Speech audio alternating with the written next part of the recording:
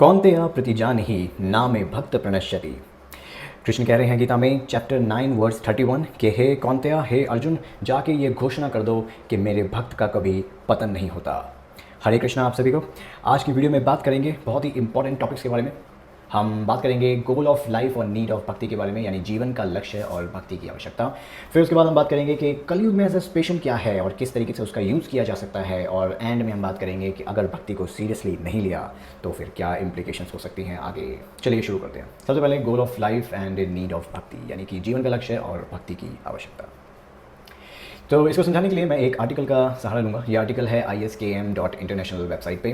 सबसे पहले समझते हैं कि जजमेंट डे क्या होता है। So according to Bible, judgement day क्या होता है कि फ्यूचर में कोई ऐसा एक दिन आएगा जब गॉड सारे लोगों को बुला के, यानी सारी सोल्स को बुला के उनका जजमेंट करेंगे कि कौन स्वर्ग में जाएगा, कौन नरक में जाएगा यानी हेल में जाएगा, कौन हेवन में जाएगा। इस तरीके का एक जजमेंट डे आएगा अकॉर्डिंग टू बाइबल।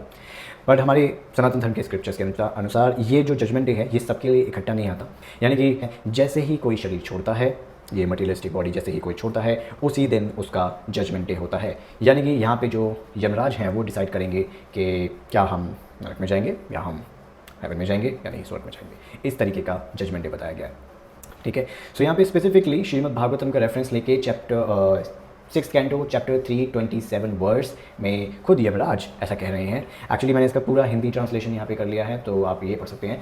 तो यमराज जी कह रहे हैं, खुद क्या कह रहे हैं कि मेरे प्रिय सेवकों, कृपया ऐसे भक्तों के पास ना जाएं क्योंकि उन्होंने पूरी तरह से भगवान के चरण कमलों के प्रति समर्पण कर दिया है। वे सभी के लिए समान हैं और उनके आख्यान देवताओं और सिद्धलोक के निवासियों द्वारा गाए जाते हैं।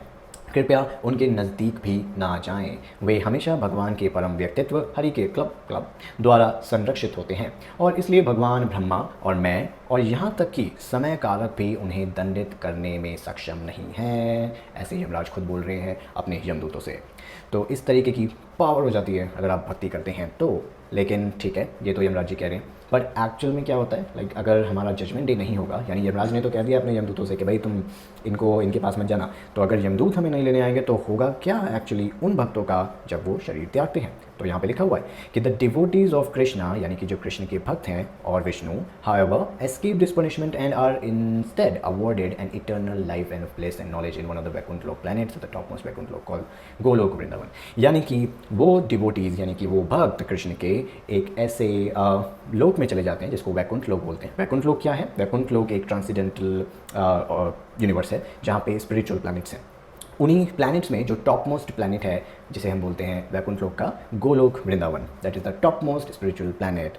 तो वो लोग जो भक्त हैं कृष्ण के, और जब वो अपना शरीर त्यागते हैं यहाँ से तो सीधा वहाँ पे चले जाते हैं। ऐसा मैं नहीं कह रहा हूँ, ऐसा श्रीमद् भगवद गीता में भी लिखा है कि किस तरीके से जाया जाता है लाइक वहाँ पे। हमें यहाँ पे ये तो पता लग गया कि जजमेंट डे क्या होता है, और यमराज जब जजमेंट डे आता है तो उन लोगों को छोड़ देते हैं जो कृष्ण भक्त हैं। और यहाँ पे ये भी लिखा है कि कृष्ण भक्त जो हैं वो वैकुंठ लोक में चले जाते हैं। पर किस तरीके से जाया जाता है उसका भी कंक्लूजन यहाँ पे भगवद गीता का रेफरेंस लेके क्लियरली स्टेटेड है कि जो हमारी लास्ट थॉट होती है at the time of death, यानी कि जब हम शरीर त्याग रहे होते हैं उस समय जो लास्ट दिमाग में थॉट होती है उसी से प्रोपेल होकर हमें एक सूटेबल बॉडी मिलती है। लेकिन अगर कोई शरीर छोड़ते वक्त कृष्णा का ध्यान रखता है, कृष्णा को रिमेंबर में रखता है, देन वो पर्सन जो है goes back to Godhead, यानी कि वो चला जाता है गोलोक वृंदावन और या फिर वैकुंठ लोक में किसी प्लैनेट पे। आइडियली गोलोक, अदरवाइज वहाँ पे और भी प्लैनेट्स अवेलेबल हैं। ठीक है। तो ये गोलोक है कैसा, कैसा दिखता है, वहाँ पे क्या होता है, इसकी डिटेल एक्सप्लेनेशन श्रीमद् भागवतम में भी है। लेकिन मैं यहाँ पे आपको एग्जांपल दूंगा श्रीमद् भगवद गीता के चैप्टर 15 वर्स नंबर 6, जिसमें श्री कृष्ण खुद कह रहे हैं, एक्सप्लेन कर रहे हैं कि गोलोक किस तरीके का दिखता है। वो बता रहे हैं कि मेरा परम धाम ना तो सूर्य या चंद्रमा द्वारा, ना ही अग्नि या बिजली द्वारा प्रकाशित होता है। जो लोग वहाँ पहुँच जाते हैं वे इस भौतिक जगत में फिर कभी नहीं लौटते। ये बहुत इंपॉर्टेंट है, this is very very very important कि जो आप वहाँ चले जाते हो तो वहाँ से फॉल बैक नहीं होता। लेकिन अगर वहाँ नहीं जाते और आप शरीर त्याग देते हैं यहीं पे, तो वापस आप जन्म मृत्यु के साइकिल में घूमते रहते हैं, यहीं पे अटके रहते हैं। So this is very important. अभी तक हमने देखा कि जजमेंट डे क्या है, यमराज उन भक्तों को छोड़ देते हैं क्योंकि वो भक्ति कर रहे हैं, और भक्ति करते हुए अगर हम जब अपना शरीर छोड़ते हैं श्री कृष्ण को याद रखें तो यहाँ से सीधा गोलोक वैकुंठ गोलोक में चले जाते हैं। और गोलोक कैसा है, श्री कृष्ण ने यहाँ पे खुद अपने शब्दों में बताया कि किस तरीके से कैसा है। ना ही सिर्फ यहाँ श्रीमद् भागवतम में भी गोलोक का फुल फ्लैज डिस्क्रिप्शन है कि किस तरीके से वहाँ पे झरने बहते हैं, कितना सुंदर माहौल रहता है। एक और बात है यहाँ पे कि जो बॉडी हमें मिलती है to go Goloka, that is an eternal body, यानी कि वो शाश्वत शरीर होता है, सच्चित आनंदमय। तो फिर वो दोबारा नहीं ख़त्म होता, लाइक दोबारा आप मरते नहीं, दोबारा आप यहाँ पे मटेरियलिस्टिक वर्ल्ड में वापस नहीं आते। सो या तो ये तो हमें पता लगा कि अच्छा किस तरीके से जाया जा सकता है अगर हम इस तरीके से डिवोटीज़ बन जाएं, यानी कि भक्त बन जाएं भगवान श्री कृष्ण के।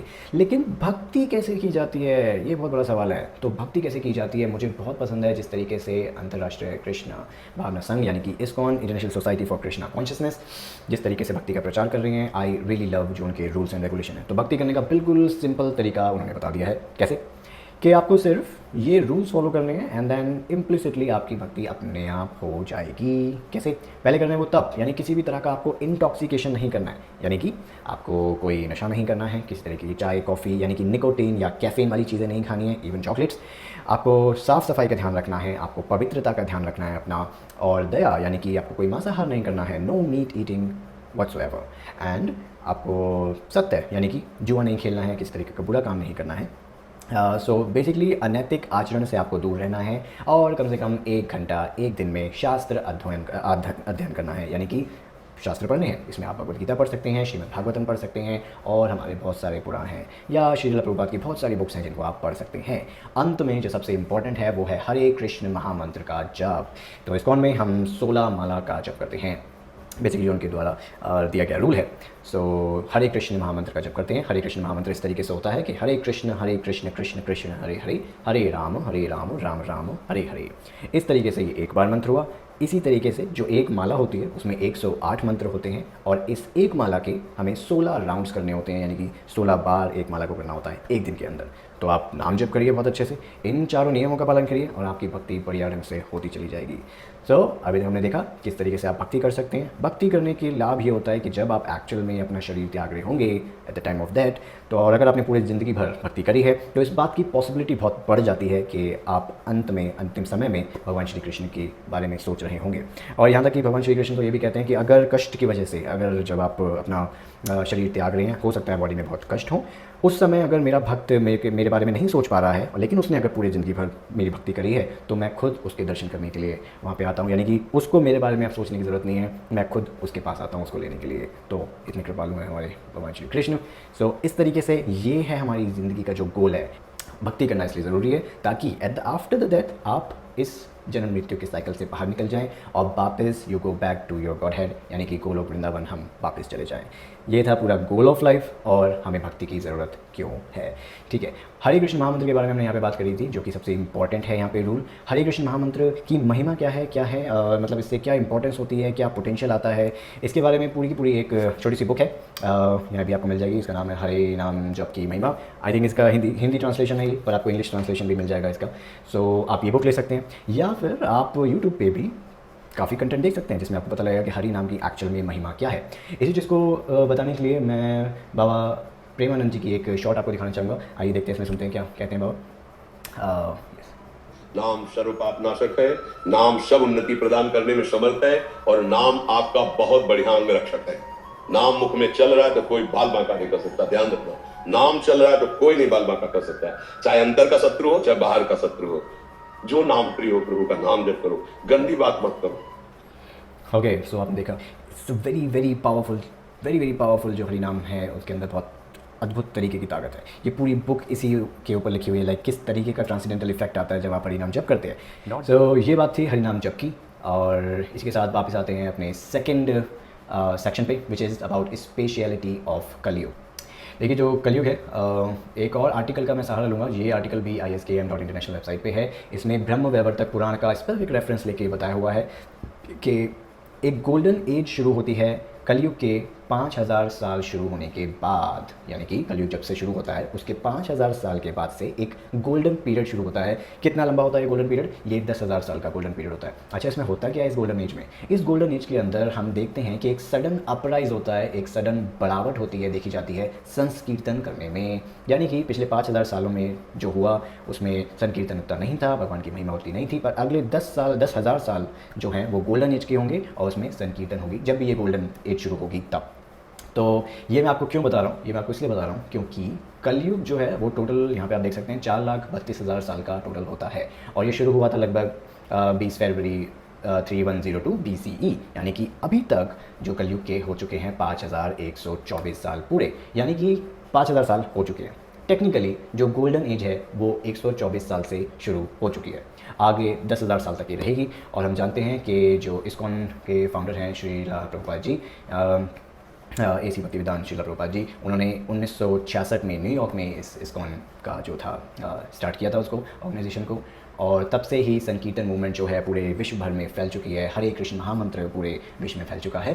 तो उसी तरीके से यानी कि गोल्डन एज अभी शुरू हो चुकी है, तो वेरी वेरी फॉर्चुनेट, बहुत ही खुशी की बात है कि इस एज के अंदर हम लोगों ने जन्म लिया है, तो पूरा बेनिफिट हमको इस एज से उठाना चाहिए। लेकिन अगर ऐसा नहीं हुआ, लाइक इस 10,000 साल जब ये गोल्डन एज ख़त्म होगी तब क्या होगा, ये सोचने वाली बात है। तो इसका जवाब अमोघ लीला प्रभु जी, हिज ग्रेस अमोघ लीला प्रभु जी इस शॉर्ट में बताते हैं। सुनिएगा ज़रा इसको। विजन कलयुग जिसकी बिगिनिंग में गोल्डन एज आती है 10,000 ईयर्स, जैसे ही वो फेज ओवर हो जाएगा फिर आएगा गोल्डन कलयुग। उसकी शुरुआत होती है फिर एसिड रेन से, ये होगी एसिड रेन। एसिड रेन से सारी वेजिटेशन खत्म हो जाएगी, ये वेजिटेशन खत्म होगी देन पीपल बिकम एनिमल्स। तो यहाँ पे प्रभु जी बता रहे हैं कि जब 10,000 साल खत्म होंगे तब शुरुआत होगी असली घोर कलयुग की, यानी कि वो शुरुआत होती है एसिड रेन से। उस एसिड रेन से सारी वेजिटेशन खत्म हो जाएगी और उसके बाद लोग धीरे धीरे करके कैनिबल्स बनते जाएंगे। कैनिबल्स मतलब जो नरभक्षी होते हैं, यानी कि मीट ईटिंग अपने हाईएस्ट स्पार्क पे होगी उस समय। लेकिन अभी 10,000 साल का गोल्डन एज चल रहा है, संकीर्तन मूवमेंट हाईलाइट पे है, तो हम इसका बेस्ट यूज़ कर सकते हैं। अभी तो ये एज ऑफ गोल्डन एज चल रही है, लेकिन अगर ये मिस कर दिया, लेकिन 10,000 साल की गोल्डन एज है वो बात तो ठीक है, लेकिन हम लोग तो 10,000 साल नहीं जीने वाले ना, हमारे पास यही लाइफ है। तो जो भक्ति करके यहाँ से निकलना है, यानी इस मटीरियलिस्टिक वर्ल्ड से निकलना है, वो हमें सिर्फ इसी लाइफ के अंदर करना है, राइट। इसलिए हमने भक्ति भी देखी कि भक्ति करके कैसे यहाँ से निकल सकते हैं। और अगर नहीं करा तो हम अपने थर्ड पॉइंट पर आते हैं कि क्या होगा यदि हम भक्ति को सीरियसली नहीं लेंगे अपनी इस लाइफ के अंदर। तो चलिए मैं आपको एक चीज़ करके दिखाता हूँ। हम जानते हैं अपने शास्त्रों के अनुसार कि 84 लाख योनियाँ हैं, ठीक है। तो अगर आपने भक्ति को सीरियसली नहीं लिया और आप जन्म मृत्यु के बंधन में बंधे रहे इसी यहीं पे, यानी इसी मटीरियलिस्टिक वर्ल्ड में, और जब ये शरीर आपने छोड़ा उसके बाद आप 84 लाख योनियों में घूमेंगे, फिर वापस आके जब आपको मनुष्य जन्म मिलेगा तब कितने टाइम बीत चुका होगा। फॉर एग्जाम्पल 84 लाख योनियाँ हैं, आप मानिए कि आप एक योनि में सिर्फ एक ही दिन बिताते हैं, विच इज़ कम से कम। तो मैं यहाँ पे पता लगाने की कोशिश कर रहा हूँ कि जल्दी से जल्दी ये इंसान शरीर छोड़ने के बाद दोबारा से हमें मनुष्य जन्म कितने टाइम के बाद मिलेगा, जल्दी से जल्दी। तो जल्दी से जल्दी मैं ये मान के चलता हूँ कि एक योनि में हम एक दिन के लिए टिकते हैं, उसके बाद हम दूसरी योनि में चले जाते हैं। तो अगर ऐसे भी किया तो कितने साल बाद हम वापस आ पाएंगे? कम से कम 23,000 साल बाद हम वापस आ पाएंगे, और कलयुग तो अभी 4 लाख साल और भी बचा हुआ है। यानी कि जब आप वापस मनुष्य योनि में आएंगे इस जन्म के बाद, तब घोर कलयुग शुरू हो चुका होगा, एसिड रेन हो चुकी होगी, वेजिटेशन खत्म हो चुकी होगी, और भी जो क्रिमिनल रिकॉर्ड्स हैं या क्राइम है वो अपनी चरम सीमा पे पहुंच चुका होगा। मैं यहाँ पे क्या बताने की कोशिश कर रहा हूँ कि अगर इस जन्म में हमने भक्ति को सीरियसली नहीं लिया, देन जब हम वापस दोबारा से मनुष्य जन्म में आएंगे तो क्या होगा? घोर कलयुग शुरू हो चुका होगा और ये बहुत ही मुश्किल हो जाएगा उस समय में भक्ति करना। यस। तो आई रिमेंबर कि भगवद गीता में अर्जुन ये पूछते हैं कि हे प्रभु, अगर मैं भक्ति करूं इस तरीके से और जीवन इस तरीके से बिताऊं, तो और जीवन के ख़त्म होने तक मैं उस तरीके का भक्त ना बन पाऊं कि मरते वक्त मैं आपको याद कर लूं, तो फिर मेरा क्या होगा, उन लोगों का क्या होगा? तो उस समय क्या होता है, जितना मैंने अभी तक पढ़ा है, समझा है कि फिर आपको, अगर आप सिंसियर भक्ति में थे और लेकिन आप अच्छे से पूरी तरीके से भक्ति नहीं कर पाए, तो आपको 84 लाख योनियाँ दोबारा से नहीं जानी पड़ेंगी। आपको इस मनुष्य शरीर के बाद सीधा एक दूसरा मनुष्य शरीर मिल जाएगा जो एक अच्छे घर में होगा, यानी कि पहले से ही आपको एक वैष्णव एनवायरनमेंट मिलेगा जहाँ पे आप अपनी भक्ति को उसी पॉइंट से कंटिन्यू कर पाएंगे जिस पॉइंट से आपने भक्ति को छोड़ा था अपने पिछले जन्म में। यानी कि भगवान कहते हैं कि जो भी कर्म किया जाता है टुवर्ड्स आध्यात्मिक, यानी कि मेरी प्रगति के लिए, यानी कि भगवान को प्राप्त करने के लिए जो भी हम कर्म करते हैं, उस वो कर्म जो है वो कभी ख़राब नहीं जाता। वो कभी ऐसा नहीं होता कि इस जन्म में हम नहीं कर पाए तो वो ख़त्म हो गया। फॉर एग्जांपल, अगर आप कितना भी पैसा कमाते हैं और इस जन्म के बाद जब आप शरीर छोड़ेंगे तो वो पैसा आप अपने साथ नहीं ले जा पाएंगे, लेकिन भक्ति में किए गए जो आपके कर्म हैं वो नेक्स्ट लाइफ तक भी आपके साथ रहेंगे। यानी कि नेक्स्ट लाइफ से भी आप अपनी भक्ति को वहीं से कंटिन्यू करेंगे जहाँ से आप यहाँ से छोड़ेंगे, और ये 10,000 साल तक भी चल रहे होंगे, तो आप इस गोल्डन एज का दोबारा से यूज़ कर पाएंगे। मैं कहने की यहाँ पे ये कोशिश कर रहा हूँ कि इन 10,000 सालों का आप बेहतरीन तरीके से यूज़ करें, क्योंकि ये बार ये ख़त्म हो गए तो फिर बहुत प्रॉब्लम हो जाएगी जब घोर कलयुग शुरू हो जाएगा। तो इसी के साथ हमने ये तीनों टॉपिक्स कवर कर लिए हैं। मुझे ज़रूर बताइएगा वीडियो में आपको कैसी लगी और क्या आपको कुछ सीखने को मिला, और कोई भी आपके प्रश्न हो इससे रिलेटेड आप कमेंट कर सकते हैं मुझे। हरे कृष्ण।